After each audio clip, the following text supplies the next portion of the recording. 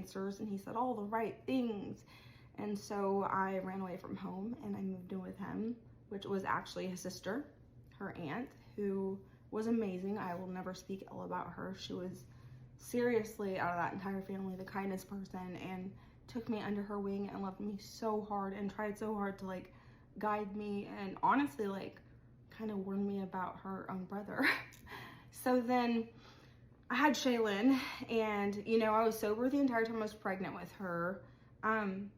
Had her, but her dad was still partaking in drugs, and you know, that was a struggle of mine, like, you change and please change, and he just wouldn't. And I found out when I was like, I want to say 6 or 7 months pregnant, maybe I was younger, like maybe I was less far in my pregnancy, I'm not exactly sure. I mean, she's 19, so that was quite a while ago. That was a long time ago. But we had found out that he had gotten a 13-year-old girl pregnant, and he was 24 at the time. I was 17.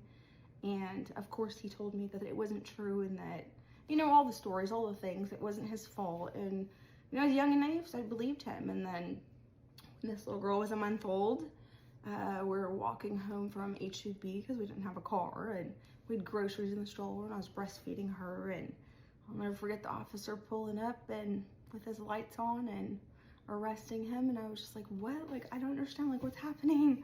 And he was like, you know, you're under arrest. And he said it, you know, for aggravated sexual assault to a minor. So I knew that because we had to go do the DNA test and all that after the younger girl had her baby, that was my confirmation that he was the father and that he did lie to me.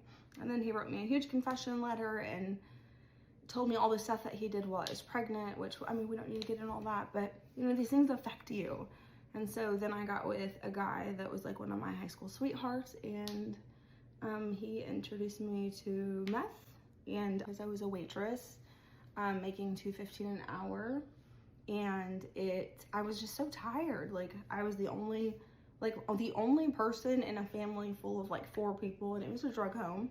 I was the only person working, and as soon as I walked in the door, everyone was in my pockets wanting my money, because I was the one providing and taking care of everything. And then shortly, I want to say just a few weeks into my drug use, CPS was called.